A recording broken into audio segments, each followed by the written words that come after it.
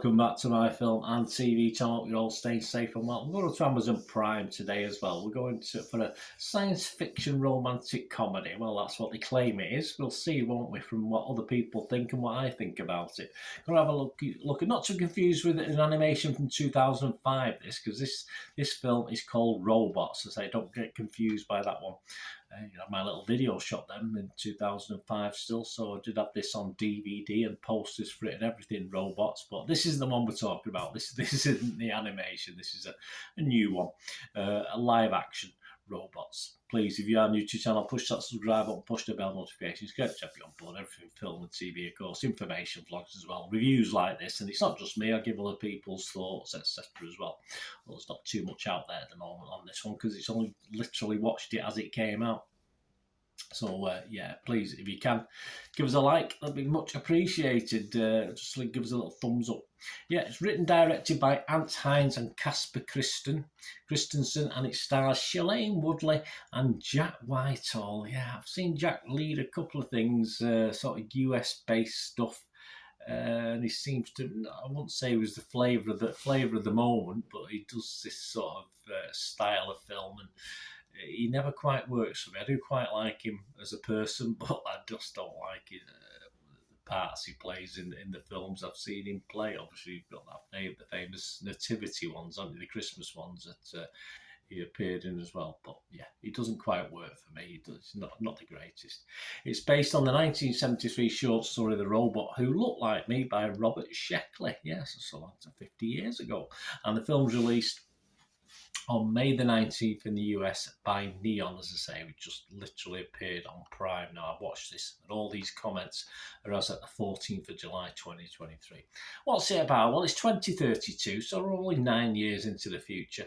After advanced robotics enabled humanity to utilise lifelike androids as servants and manual labourers, affluent suburbanites Helene and Charles use android doubles of themselves to avoid the time constraints of dating. Yes, they just turn up for the best bits. Not bad. Good use. However, when the imposters realise they are actually falling in love, they steal the identities of their owners and go on the run, forcing Elaine and Charles to team up and get their lives back. So yeah, an interesting plot that's could be full of fun, but perhaps not so much. Rotten Tomatoes audience, just 32% positivity. Not fantastic. No Rotten Tomatoes as yet. Internet Movie Database, Joe Public, 5.4 out of 10. That's based on 2,500 scores and reviews. So it's not great, not fantastic.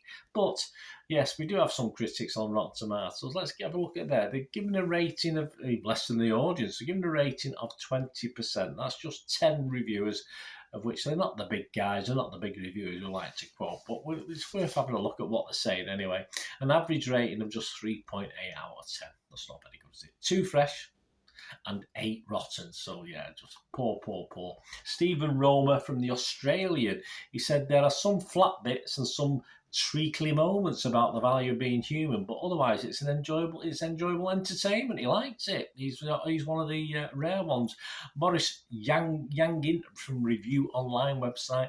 Robots proves to be a cheap thrill disappointment, inspiring an occasional chuckle and little more. Yeah. Matt Conway from Battle Royale with Cheese website. Robots promising satire start derails into rom-com mushiness. Okay, John Server from Decider website. Robots wants to be a zingy smart satire balancing incisive political commentary with a mushy romantic centre, does it? I don't know. But it's too slipshod and lazy to drive home its cynical point. Okay, I mean, political, I think did he aim to be political? Possibly not. Todd Jorgensen from Cinemalog website. As the contrivances go up, the laughs go down in this romantic comedy with a science fiction twist, and a potentially amusing premise is squandered along the way. Yeah, I'd have to agree. I thought it was a good idea. Just a shame what happened. Brian Orndorff from Blu-ray.com said Christensen and Hayes don't have a vision for cinematic silliness, creating a terrible episode of television instead. Okay. Right, on to my thoughts, guys. Yeah, I mean, it's one of those films, if you're not in the mood for it, you probably just turn it off after half an hour, in fairness. But if you do other things, it's on in the background, you just end up watching it. Simple as that. Shailene Woodley, for me, yes, very watchable, very watchable.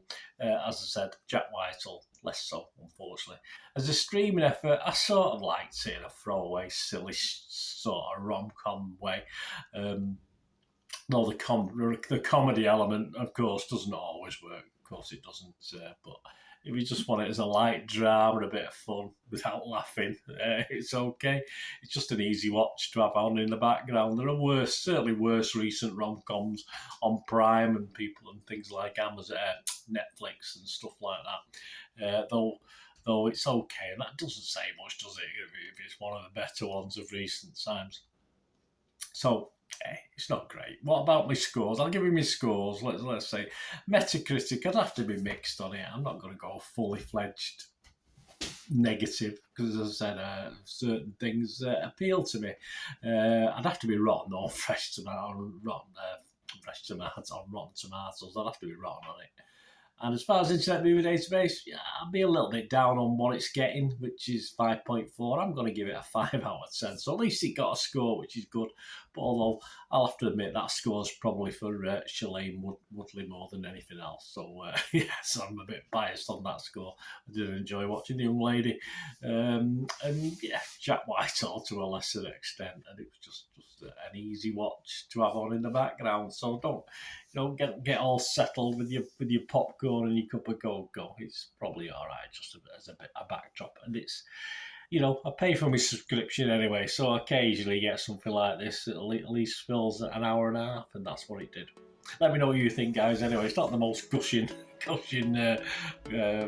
flattery for a film, is it? But it's okay. It's 5 out of 10. It's okay. Let me know what you think. Till we meet again, last one thing, don't I? Please stay safe, everyone. Bye for now.